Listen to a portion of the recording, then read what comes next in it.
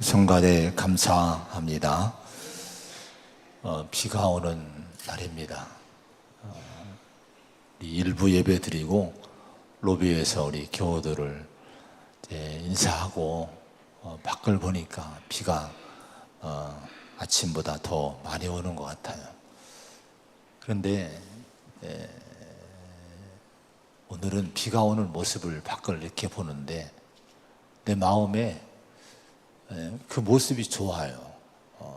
비가 오는 모습이 이렇게 교회에서 보는 밖의 모습이 참 마음이 편안하고 오히려 뭐라고 할까요? 마음에 좀 그 안정도 주고 또 뭔가 정서적으로도 좀 좋은 면으로 부딪혀 오는 거예요. 이게 아마 잘못 생각하면 오늘 왜 비가 와? 구질구질하게 뭐 이렇게 생각할 수 있는데 또 은혜 안에 보니까 다 좋은 거예요. 이것도 감사가 되는데요. 제가 목양실에서 또 창밖으로 숲을 보면서 참 좋다, 참 감사하다 이런 마음을 갖고 감사드렸습니다. 우리 서로 한번 인사를 하겠는데요. 모든 것이 감사입니다. 우리 인사합시다. 시작. 근데 감사하는 얼굴이 이렇게 좀 감사가 안 되는 얼굴로 하시는 분이 계세요. 감사를 좀 기쁨으로 하십시다. 다른 분 보고 모든 것이 감사입니다. 할렐루야.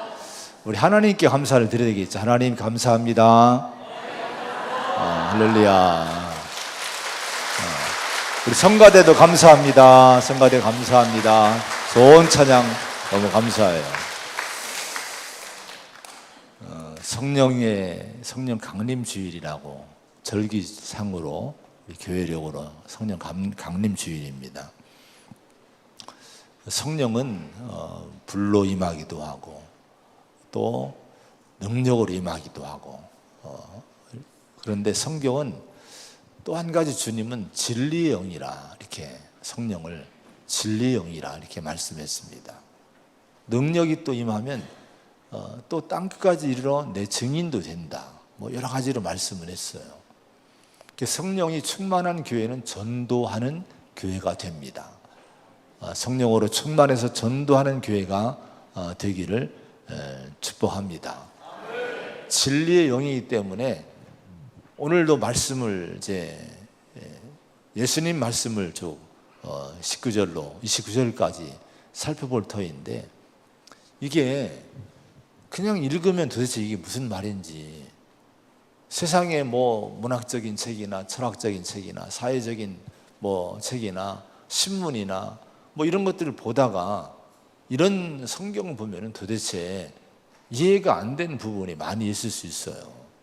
근데 이것은 영적인 책인데요. 성령께서 진리의 영이고 깨닫게 하시는 분이기 때문에 내 이성으로는 깨닫지 못해요.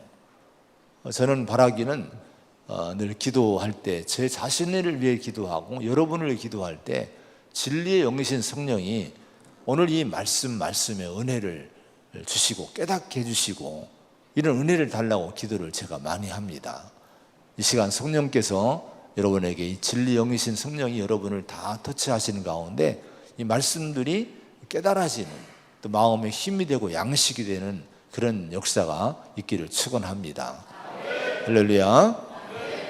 전도 기간인데 우리 초청잔치 꼭 잘 해주시기 바랍니다. 속회마다 한 분이라도 모시고 꼭 초청하셔서 그 전도를 해주시기 바라고요. 우리 충청연회, 우리 감리교 충청연회가 한 600여 개 교회가 연회를 이루고 있어요. 그래서 올 1년 동안 내년 5월까지 전도 컨퍼런스를 진행을 합니다. 오늘 광고도 나가고 포스트도 봤지만은 그래서 6월 1일 날 목요일 날 예산제일교회에서 전도 컨퍼런스 선포식이 있고 계속해서 이제 1차, 2차, 3차 연애 세미나도 하고 내년 5월에 또 시상도 하고 전도하는 교회로 우리 교회들을 세우고 일으키고 용기 주고 또 좋은 전도 모델을 개발하고 이런 일을 우리 연에서 지금 진행을 하고 있어요. 제가 전도 컨퍼런스 위원장으로 이제 제가 이제 일을 하게 됐어요. 다른 일은 38년 목회 동안에 일을 한 적이 없어요. 근데 전도하는 일이기 때문에 좀 부탁을 해서 이 일을 좀 하게 됐는데, 중요한 건 여러분들의 기도가 필요합니다. 제가 이 일을 좀 큰 일인데 잘 맡아서 진행할 수 있도록, 충청연회가 전도하는 연회가 되는데 좀이라도 저는 도움을 주고 싶어요. 그래서 이런 연회가 될 수 있도록 여러분 기도 많이 해주시고, 또 저를 위해서 기도 많이 해주시고, 우리 충청연회를 위해서 많이 기도해 주시기를 간절히 부탁을 드립니다. 자, 오늘 말씀은 예수님만이 받으셔야 될 영광에 대한 제목 가지고 말씀을 나누게 됩니다. 많은 사람들이 종종 이런 얘기를 해요. 지금 이 사회는 이 나라나 이 사회는 존경할 만한 어른이 없어서 문제다. 신문에도 종종 컬럼에 보면은 이런 글을 쓴 내용들이 있더라고요. 그러니까 뭔가 나라를, 사회를 통합하고 정말 차별 없이 잘 좀 국민들을 이끌어갈 수 있는 그런 어른 같은 사람들이 없다. 이것이 이제 참 이 나라의 아픈 일이다. 이런 얘기를 가끔 보고 듣게 됩니다. 행복한 사회, 행복한 나라가 어떤 나라일까요? 정말 존경할 만한 어른 같은 그런 사람들이 많이 있을 때에 그 사회는 건강한 사회고 행복한 사회가 되는 줄로 믿습니다. 근데 반대로 또 한 가지 이 시대에 아픈 것을 뭔고 하니, 마땅히 존경할 대상자들을 존경하지 않는 세태가 지금 된 거예요.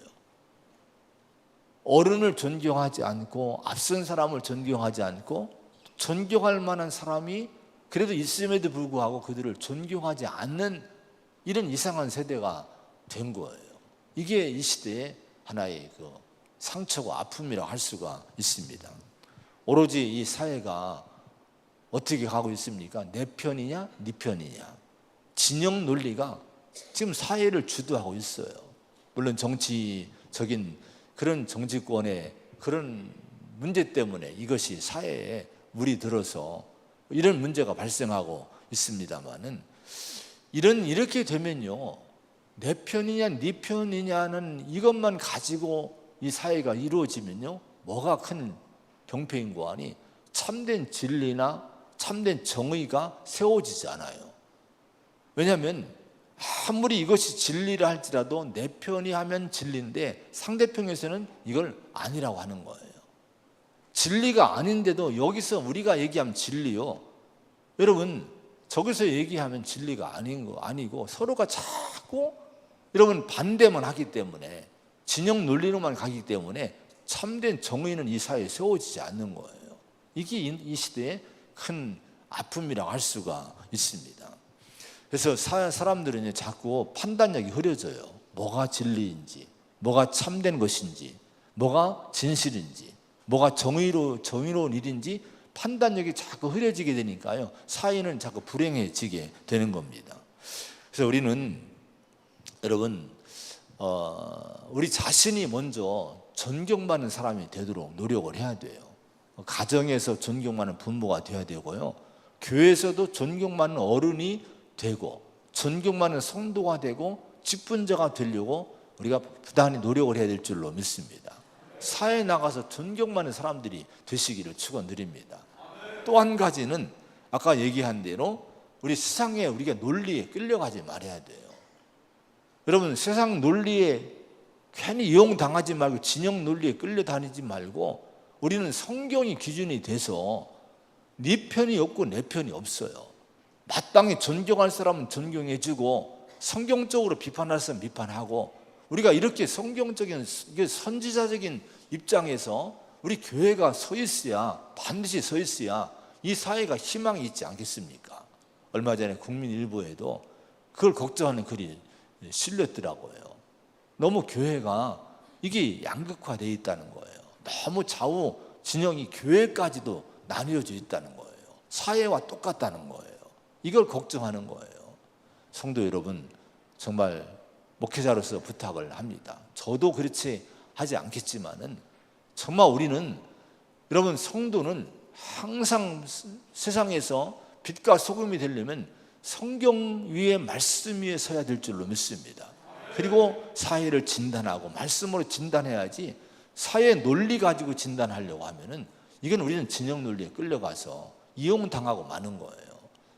여러분, 빛과 소금은 사라지게 되는 거예요. 우리 교회가 마땅히 이렇게 우리가 이제 그 일상에서 존경할 자를 존경하고 또 우리가 존경받는 자가 되고 사회에 끌려가지 않고 바르게 신앙을 세워가는 그런 역사가, 그런 일들이 우리 가운데 잘 세워지기를 부탁을 드립니다. 베드로전서 5장 5절에 보면요, 젊은 자들아 이와 같이 장로들에게 순종하고 다 서로 겸손으로 허리를 동이라. 하나님은 교만한 자를 대적하시되 겸손한 자들에게는 은혜를 주시느니라. 이렇게 말씀을 했습니다. 교회에서도요, 존경하는 풍토가, 존중의 풍토가 있어야 돼요. 앞선 분들을 존중하시기 바랍니다. 여러분, 정말 앞선 분들을 존중하는 풍토가 될 때 교회는 좋은 전통이 세워져요. 우리가 젊으신 분들이 젊은 잣대를 가지고 앞선 분들을 판단하면 사회적인 일이 똑같이 반복이 되는 거예요. 이 교회를 이루기까지 헌신했던 분들이 얼마나 많습니까? 이분들을 존중해 줘야 돼요. 자, 그러면 사회에서도요, 로마서 13장 7절에 보니까 모든 자에게 줄 것을 주되 조세를 받을 자에게 조세를 바치고 관세를 받을 자에게 관세를 바치고 두려워할 자를 두려워하며 존경할 자를 존경해라. 이건 여러분 나라의 권세, 권력, 어떤 이런 걸 얘기합니다. 뭔가 행정적으로 사회와 국가를 일하는 사람들 하나님이 세웠다는 거예요. 마땅히 존경할 자를 존경해 줘야 나라가 든든히 세워져 갈 수 있다고 하는 거예요. 그러니까 사회적으로, 교회적으로, 가정적으로 마땅히 존경할 자를 존경할 수 있는 그런 선한 마음 가지고 살 수 있는 우리 성도가 되시기를 간절히 축원을 드립니다. 그런데 오늘 본문의 말씀 보면은 우리 모든 인류가, 모든 인간이 공경해야 될 분이 계시다고 말씀을 해요. 그게 누군가 하니 23절의 말씀을 한번 읽어봅니다. 23절 시작. 이는 모든 사람으로 아버지를 공경하는 것 같이 아들을 공경하게 하려 하심이라. 아들을 공경하지 아니하는 자는 그를 보내신 아버지도 공경하지 아니하느니라. 여기 아들을 공경하라고 말씀하는데 아들이 누굽니까? 하나님의 아들 예수님을 얘기해요. 우리가 누구를 믿습니까? 예수님을 믿지 않습니까?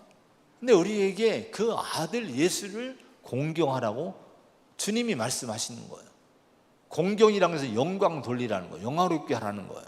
그분에게 찬미하고 찬양하고 그분의 이름을 높이고 그분께 영광을 돌리는 삶을 살라. 근데 예수님 자신이 이 얘기를 자신을 가지고 얘기를 한 거예요. 그건 이 부분이 이따 좀 얘기를 하겠습니다만은 이제 이사야 42장 8절에 보면요, 나는 여호와이니 이는 내 이름이라. 나는 내 영광을 다른 자에게 내 찬송을 우상에게 주지 아니하리라. 이렇게 말씀을 했습니다. 하나님이 받으실 영광은요, 누구에게도 양보하지 않으신다고 선언하신 거예요. 그래서 여러분, 하나님에게 돌아갈, 예수님에게 돌아갈 영광, 그 영화, 찬미, 그 존중과 공경의 그 마음은요, 여러분 오직 하나님에게만 드려야지 세상에게 이 마음을 뺏기지 말라는 거예요. 하나님 절대로 양보하지 않겠다고 단호하게 말씀을 했습니다. 우리는 그래서 인간이 이걸 가르쳐서는 안 돼요. 늘 영광은 누가 받으셔야 됩니까? 하나님이 받으시고 예수님이 받으셔야 될 줄로 믿습니다. 근데 오늘 예수님이 하신 이 23절의 말씀에는 놀라운 말씀 하나 하시고 있는 거예요. 그 놀라운 말씀이 뭔고 하니 이런 얘기입니다. 모든 사람으로 아버지를 공경하는 것 같이 아들을 공경하게 하려 하심이라. 그러니까 하나님을 인류가 인간이 마땅히 창조자 하나님을 공경해야 되지 않겠습니까? 그와 같이 하나님을 공경하는 것처럼 아들이신 예수님도 마땅히 하나님이 받으셔야 될 그 영광을 받고 그 영광을 그분에게 예수님에게 돌려야 된다고 말씀하신 거예요. 이 말씀하신 배경은 이런 배경이에요. 지난주에 우리가 베데스다에서 38년 된 병자를 예수님이 고치는 장면을 보지 않았습니까? 근데 이때 유대인들이 시비를 거는 거예요. 왜 안식일 날 이런 일을 했느냐? 아니 안식일 날 일을 하지 말아야지 왜 병자를 고쳐? 이렇게 예수님을 박해를 하고 정죄를 하기 시작합니다. 그때 예수님이 뭐라고 대답을 했는가 하니 17절의 말씀에 보면 이렇게 대답을 하셨어요. 또 한번 읽어봅니다. 시작. 예수께서 그들에게 이르시되 내 아버지께서 이제까지 일하시니 나도 일한다 하시매. 왜 안식일에 일하니? 하니까 아니 아버지께서 일하시니 나도 일하는 거야. 이렇게 주님이 대답을 하신 거예요. 자 여러분, 유대인들이 본 안식일은 뭡니까? 하나님이 여기 엿새 동안 천지를 창조하시고 쉬신 것처럼 우리는 엿새 동안 열심히 일하지만 마지막 일곱째 날은 우리도 쉬어야 된다는 거예요. 이게 믿음이라고 하는 거예요. 그래서 안식일에 일을 하는 사람은 가차없이 정죄를 했습니다. 근데 그래서 예수님도 정죄를 하고 예수님도 박해를 하기 시작한 거예요. 근데 예수님은 뭐라고 해석을 합니까? 그렇지 않다는 거예요. 하나님이 엿새 동안 천지를 창조하신 일을 마쳤지만은, 그런데 하나님께서 이 창조하신 이 우주 만물을 보존하시고 또 인도하시고 보호하시고 지키시고 또 이 창조물에게 인간에게 사랑을 베푸시고 긍휼을 베푸신 일에는 쉬지 않으신다는 거예요. 안식일이고 어떤 날이고 하나님은 이런 일에는 쉬지 않고 일하신다는 거예요. 그래서 예수님은 하나님이 일하시는 나도 일한다. 이 어려운 사람을 돕고 사랑을 베풀고 긍휼을 베푸는 일에 나도 하나님처럼 일하고 있다. 이렇게 응답을 하신 거예요. 시편 121편에 보면요, 너를 지키신 이가 졸지도 아니하시리로다. 이스라엘을 지키신 이는 졸지도 아니하시고 주무시지도 아니하시리로다. 이런 말씀이 나와요. 하나님은 주일도 없이 안식일도 없이 밤낮으로 졸지 않고 주무시지 않고 무슨 일 하십니까? 우리를 지키는 일을 하고 계시다고 하는 것이 성경의 말씀입니다. 예수님이 그 마음으로 안식일이지만은 그 38년 된 병자를 긍휼히 여기고 사랑을 베풀며 그를 고쳐준 거예요. 그러니까 이렇게 얘기하니까 유대인들이 할 말이 없는 거예요. 그런데 이번에 또 한 가지를 찾아냅니다. 정죄할 거리를 찾아내는 거예요. 어디서 찾아내는 거 아니? 예수님이 내 아버지께서 일하시니 나도 일한다는 이 응답 속에서 뭐를 주목하는 거 아니? 내 아버지라고 부른 거. 하나님을 감히 내 아버지라고 불렀다고 이걸 가지고 이제 시비거리를 찾고 예수님을 박해하기 시작을 합니다. 18절의 말씀 한번 읽어봅니다. 시작. 유대인들이 이로 말미암아 더욱 예수를 죽이고자 하니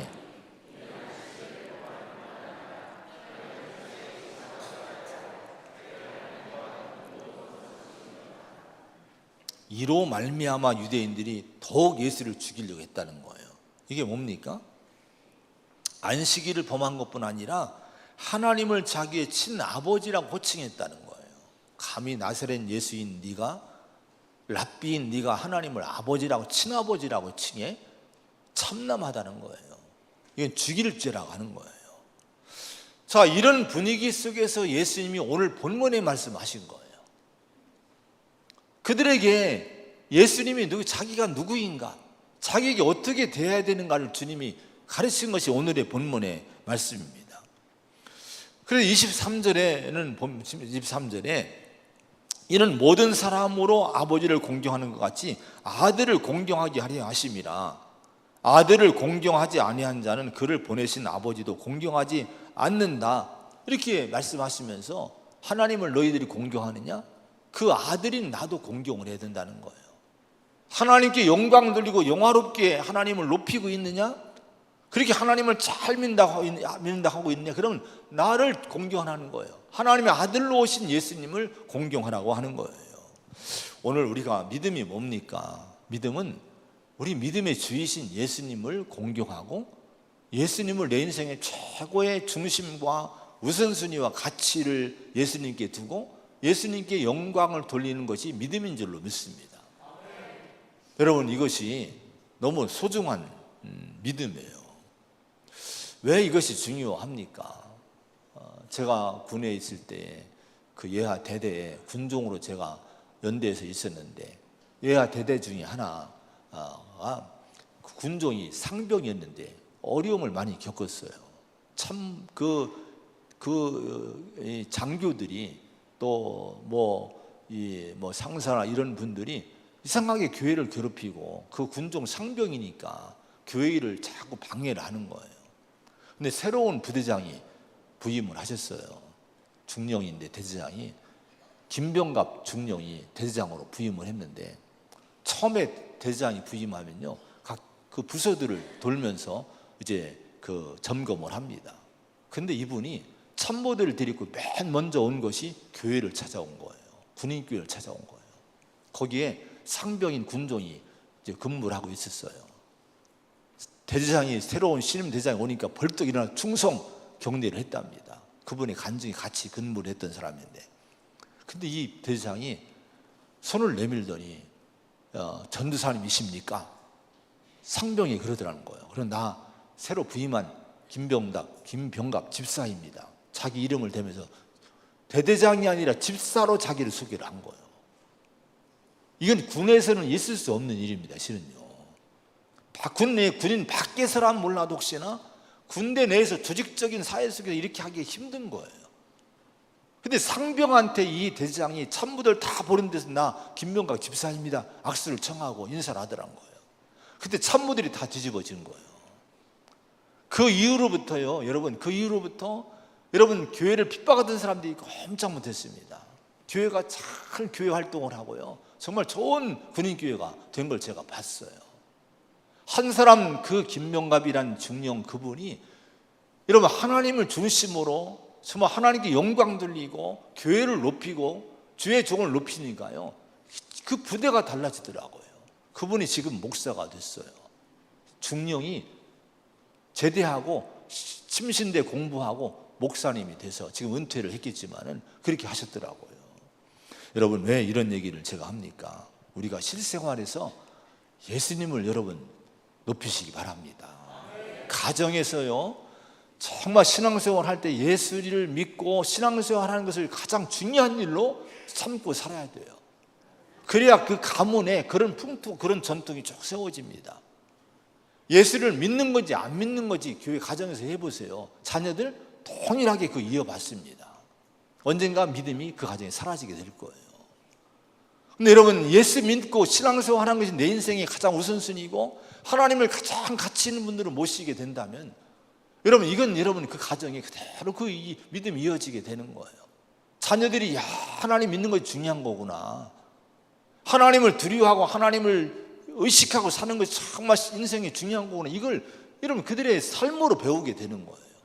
사회나 직장이나 여러분 우리 삶 속에서 우리 성도들이 어떻게 생활하십니까?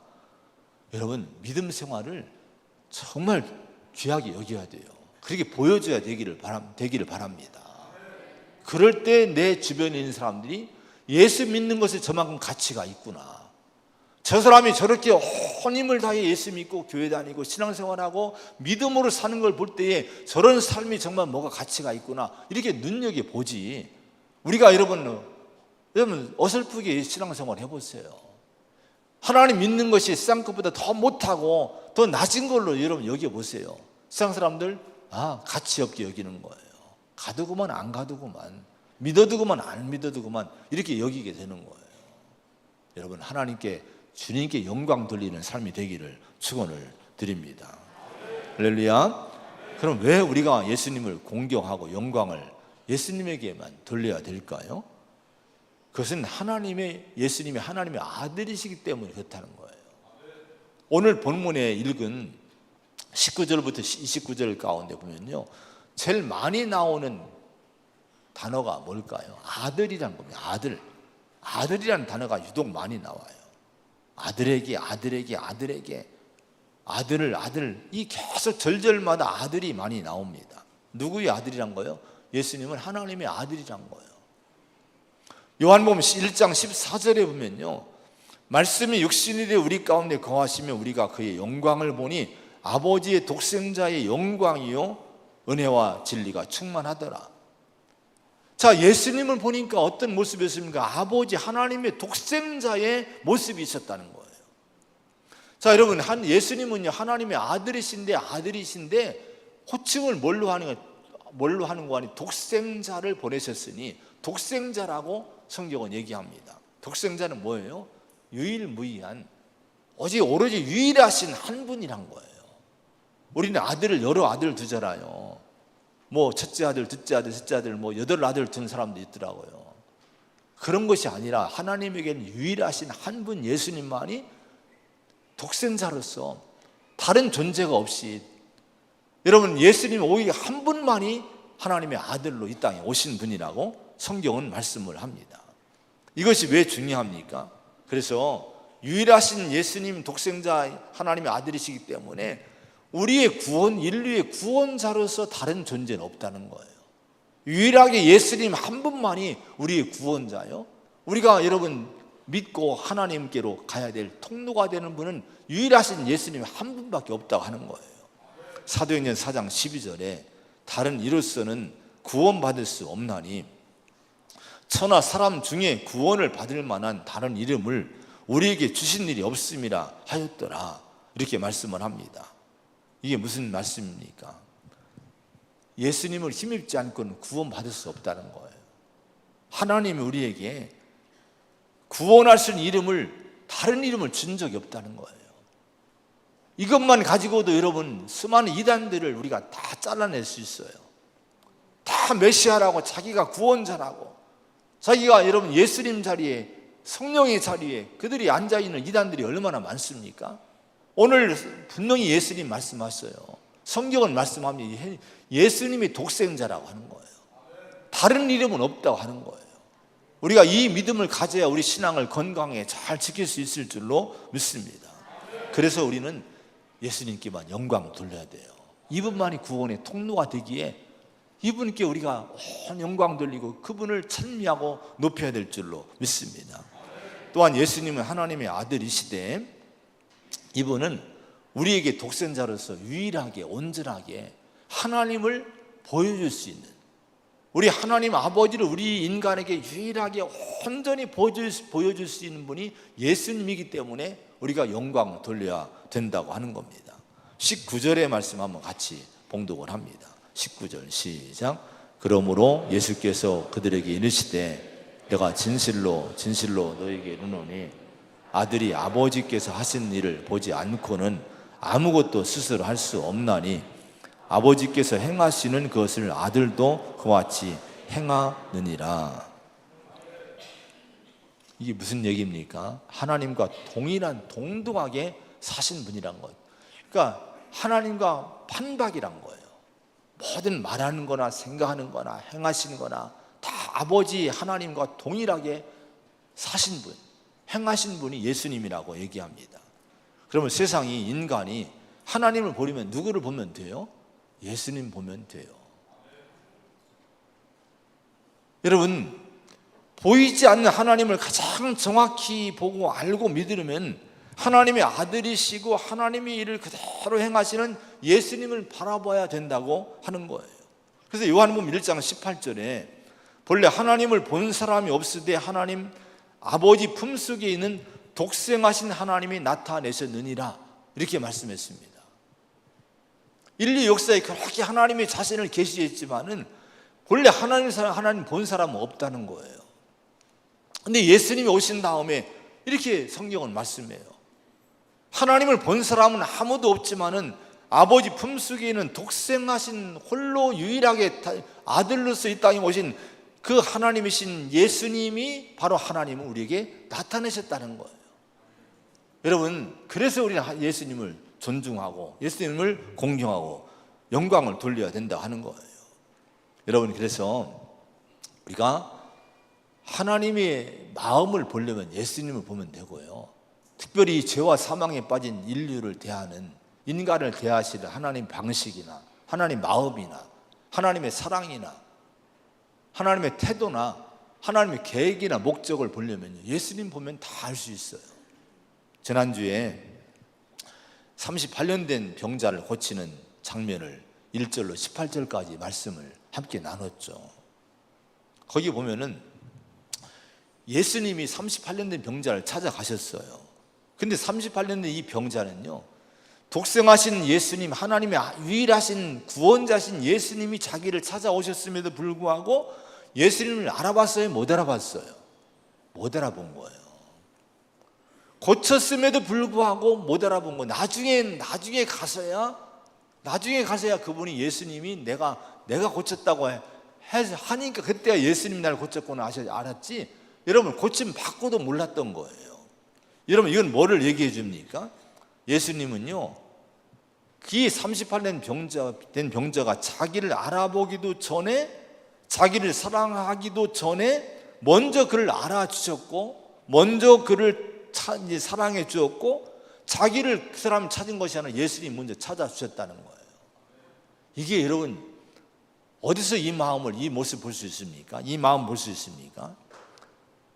이 모습이 누구의 모습입니까? 로마서 5장 8절에 우리가 아직 죄인 되었을 때에 그리스도께서 우리를 위하여 죽으심으로 하나님께서 우리에 대한 자기의 사랑을 확증하셨느니라. 하나님의 마음이 뭐예요? 우리를 향한 사랑이, 하나님 사랑 어떤 사랑입니까? 내가 사랑해서 하나님이 사랑한 것이 아니에요. 내가 죄인 되었을 때, 원수 되었을 때, 그때 우리가 하나님을 알지도 못하는데 이미 하나님은 우리를 사랑하고 구원하기 위해서 독생자를 보내신 거예요. 십자가에 죽게 하신 거예요. 구원의 문을 열어주신 거예요. 이걸 통해서 우리를 향한 하나님의 사랑을 확증해 주신, 분명히 증거해 주셨다고 말씀을 합니다. 요한일서 4장 10절에 사랑은 여기 있으니 우리가 하나님을 사랑하는 것이 아니요 하나님이 우리를 사랑하사 우리 죄를 속하기 위하여 화목제물로 그 아들을 보내셨습니다. 여러분이 하나님을 사랑했습니까? 여러분이 하나님을 찾아가셔서 하나님이 여러분을 잡아주신 겁니까? 아니에요. 먼저 예수님이 오신 거예요. 먼저 하나님이 사랑해 주신 거예요. 예수님이 나를 찾아오셨고 나에게 손을 내밀어 주셨기 때문에 우리가 구원받은 거지, 내가 먼저 하나님 찾은 것이 아니란 거예요. 예수님을 보면 하나님을 알 수 있는 거예요. 우리 하나님이 어떤 분이신지 예수님 보면 온전히 하나님의 마음도 알 수 있고 하나님의 사랑도 알 수 있고 하나님의 계획도 알 수 있게 되는 거예요. 여러분, 그래서 우리가 예수님 아니면요 하나님을 못 봅니다. 유대인들이 지금 아직도 유대인들이 예수님 안 믿고 하나님 잘 믿는다고 저렇게 떠들고 있지만 반쪽만 믿는 거예요. 이슬람교들이 알라, 여러분, 알라가 하나님을 믿는다는 거예요. 예수도 인정하고 모세도 인정하지만, 그러나 예수를 하나님의 아들로 이렇게 신적인 하나님과 동등하신 분도 인정하지 않는 거예요. 그냥 아무리 그들이 하나님을 찾아도 실은 하나님을 모르는 거예요. 오늘 예수님을 바로 알아야 하나님을 바로 알 줄로 믿습니다. 그럼 우리는 얼마나 은혜입니까? 예수님을 통해 하나님을 바로 알으니, 하나님 마음을 알으니, 하나님의 사랑을 알으니 얼마나 축복입니까? 이건 내가 아는 것이 아니에요. 예수님 통해 아는 거예요. 그러니까 우리는 예수님께 영광 돌리고 예수님을 높여야 될 줄로 믿습니다. 우리가 왜 예수님을 높이고 영광 돌려야 됩니까? 예수님은 살리는 분이라고 성경은 얘기해요. 21절의 말씀 한번 읽어봅니다. 21절 시작. 아버지께서 죽은 자들을 일으켜 살리심 같이 원한 자들을 살리느니라. 이 살린다는 것은 생명을 준다는 거예요. 생명을 준다는 것은 일반 생명이 아니에요. 육신의 생명이 아니에요. 육신의 생명은 의사도 때로는 어느 정도 연장이 될 수 있고 좋은 약도 연장이 될 수 있어요. 근데 영원한 생명은 못 줘요. 여기서 살린다는 것은 죄와 사망으로 죽어가는 그런 우리를 구원해서 영원한 생명을 주신다고 하는 거예요. 누가 그렇게 할 수 있는 거예요? 예수님이 할 수 있다고 하는 거예요. 여러분, 유일하신 독생자 예수님만이 이 일을 할 수 있는 거예요. 아무도 우리에게 영생을 주시지 못합니다. 여러분, 죄와 사망으로 말미암아 죽어가는 이런 우리들을 구원할 수 있는 분은 유일하신 예수님 한 분인 거예요. 요한복음 3장 16절에 하나님이 세상을 이처럼 사랑하사 독생자를 주셨으니 이는 그를 믿는 자마다 멸망하지 않고 뭐를 얻게 하려 하심이라? 영생을 얻게 하려 하심이라. 여러분, 예수님 믿으면 영생이 우리에게 믿음으로 말미암아 주어짐을 믿으시기 바랍니다. 그 생명을 어떻게 얻을 수 있습니까? 24절의 말씀 한번 읽어봅니다. 24절 시작. 내가 진실로 진실로 너에게 이르노니 내 말을 듣고 또 나 보내신 이를 믿는 자는 영생을 얻었고 심판에 이르지 아니하나니 사망에서 생명으로 옮겼느니라. 아멘. 여러분, 이걸 우리가 알아야 돼요. 우리는 사망의 존재예요. 우리는 죽은 존재입니다. 인간은요.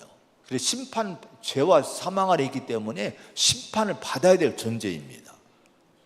그런데 오늘 이 24절의 말씀 보니까요, 사망에서 생명으로 옮겨주셨다는 거예요. 영생을 얻게 하셨다는 거예요. 앞으로 심판에 이르지 않게 하신다는 거예요. 어떻게 합니까? 그 일이 어떻게 이루어집니까? 내 말을 듣고, 이렇게 얘기해요. 내 말을 듣고. 누구 말입니까? 예수님 말씀을 듣고 예수님 보내신 하나님 믿으면은 그 사람에게는 어떤 은혜를 주십니까? 여러분, 영생을 주신다는 거예요. 사망의 존재에서 생명의 존재로 바뀌어진다는 거예요. 앞으로 심판에 이르지 않는다고 약속을 하셨습니다. 이 약속의 말씀을 믿으시기 바랍니다. 이걸 붙들고 내 영혼을 세우고 내 인생을 세워야 돼요. 두려움 없이 우리 믿음을 갖고 우리가 살아야 될 줄로 믿습니다. 근데 여러분, 우리가 이제 들어야 될 예수의 말씀이 무슨 말씀입니까? 이 예수의 듣고 믿어야 될 말씀은 이걸 복음이라고 하는 거예요. 따라서 복음을 믿으라는 거예요. 복음을 듣고 믿으라고 하는 거예요. 복음은 뭡니까? 복된 소식입니다. 오늘 세상에 복된 소식이 여러분 있습니까? 죄와 사망 아래 있는 우리 인간에게 가장 복된 소식이 뭘까요? 죽은 사람들에게는 살린다는 것이 복된 소식이고, 죽어가는 사람에게 복된 소식은 살릴 수 있다는 게 복된 소식이지 않습니까? 내가 아픈데 아픈 나에게 좋은 약이 있다는 누가 얘기를 해주면 귀가 번쩍 뜨이지 않습니까? 왜? 복음이기 때문에 그런 거예요. 근데 여러분, 우리 인류에게 이 복음을 주시는 거예요. 그 복음이 뭡니까? 예수님에 대한 소식입니다.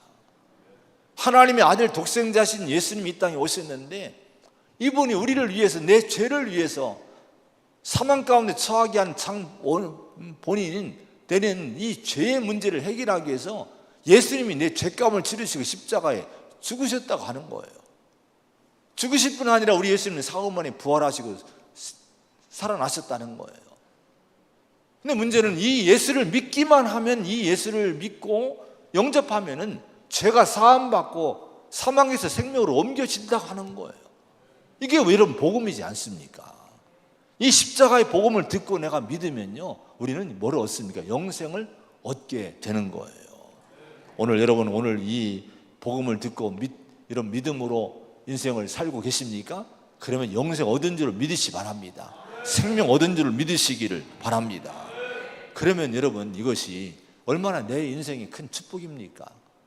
이제는 생명 얻었으니 우리가 걱정할 일이 뭐가 있어요? 사망에서 생명으로 옮겨졌으니, 여러분 심판에 이르지 않는다고 했으니 우리가 여러분 두려워할 것이 뭐가 있습니까?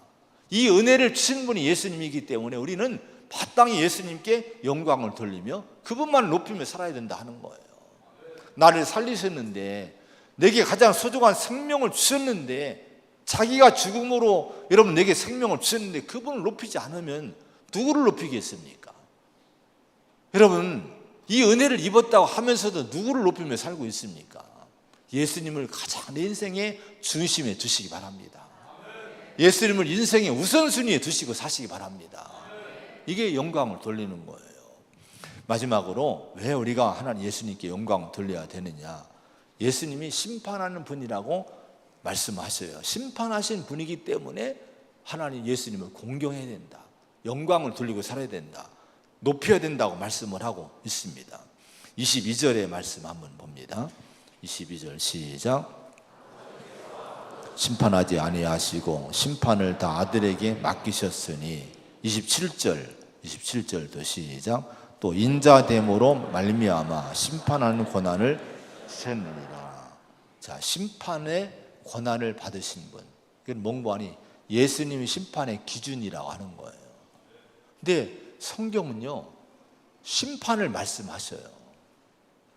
여러분, 세상에서는 신문 볼 때, 세상 책을 볼 때, 세상 정보, 세상의 어떤 방법을 배우지만은 성경은 우리가 영원한 세상에 대한 우리 그 삶에 대해서, 또 다른 삶에 대해서 우리가 배우지 않습니까? 근데 심판을 성경은 말씀하고 있는 거예요.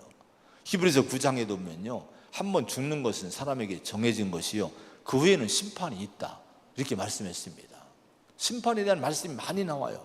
보라, 심판주가 문 밖에 서 계시니라, 또 이런 말씀도 성경에 나와요. 우리 인생의 밖에 지금 우리를 누가 기다리고 있다는 거예요? 심판주가 기다리고 있다는 거예요. 근데 우리는 두려워할 것이 없는 것이 심판에 이르지 아니한다고 했지 않습니까? 예수를 믿고 죄사함 받으면 심판에 이르지 아니한다는 거예요. 여러분, 이 믿음으로 여러분 이 두려워하지 말고 예수님을 꼭 붙드시기를 축원드립니다. 그러면 심판에 이르지 않고 우리가 영원한 구원의 축복을 누리게 되는 거예요. 그런데 한 가지 우리가 생각할 문제가 있어요. 29절의 말씀을 한번 보겠습니다. 29절입니다. 시작. 선한 일을 행한 자는 생명의 부활로, 악한 일을 행한 자는 심판의 부활로 나오리라. 자, 여러분, 선한 일을 행한 자, 믿음으로 구원받는데 행함을 얘기하고 있는 거예요. 자, 선한 일을 행한 자는 생명의 부활이 될 거고 악한 일을 행한 자는 심판의 부활로 나오리라. 어떻게 우리가 받아들여야 될까요? 오늘 우리가 여러분 믿음으로 구원받았지만은 심판에 이르지 아니하지만은, 근데 성경은 또 많은 부분의 교회와 성도들에게 어떤 말씀을 하고 있는 거 아니? 우리가 다 그리스도의 심판대 앞에 나타나게 되어 선악간에 그 몸으로 행한 것을 따라 받으리 함이라는 말씀이 고린도후서에 나와요. 여러분, 성도들도 그리스도의 심판대 앞에서 선악간에 그 몸으로 행한 것을 행한 걸 따라 받는다는 말씀이 나오는 것이 뭔가 걸리는 부분이에요. 여러분, 그래서 우리가 오늘 영광 돌리라고 하는 것은요, 구원받은 성도가 이 영광 돌린다는 것이 찬양만 하라는 것이 아니에요. 우리 삶에서 정말 하나님께 영광 돌리고 예수님께 영광 돌리는 것은 우리 자신을요, 구원받은 자답게 이 땅에서 우리가 예수의 사람으로 거룩한 삶을, 성화를 이루면서 잘 살아야 된다 하는 거예요. 왜냐하면 보세요, 구원받아 하나님 나라 가긴 갔어요. 근데 내가 이 땅에 너무 구원받은 이후에도 죄를 짓고 잘못 산 거예요. 그러면 여러분, 우리 자녀들이 있지만은 자녀들이 참 사랑스러워요. 근데 이 아이가 오늘 나가서 누군가 싸우고 누구를 훔치고 뭔가 죄 짓고 왔어요. 그러면 야, 너 어떻게 내 자식이 그럴 수 있니? 여러분, 혼을 내지 않겠습니까? 얼마나 부끄러운 일입니까? 내가 주님 앞에 갔는데 만약에 야, 너 이 목사야, 너 목사가 됐으면서 그게 뭐냐? 아무개 장로야, 아무개 권사야, 너 권사로 내가 너 구원하고 세워졌는데 너 어떻게 그렇게 살았니? 우리의 어떤 잘못과 허물과 부족함을 지적하신다면, 지적을 당한다면 얼마나 우리가 주님께 부끄럽겠습니까? 이걸 여러분 염두에 두시기 바랍니다. 그래서 우리는 주님의 도구로 살아야 될 줄로 믿습니다. 우리의 말도, 우리의 보는 것도, 우리의 생각하는 것도, 우리 행하는 것도, 가는 것도, 앉고 서는 것도 우리가 정말 예수님의 은혜로 구원받은 자답게 사는 것이 영광 돌리는 거예요.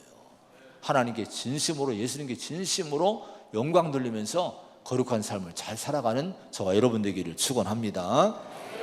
기도합니다. 하나님 아버지, 감사합니다.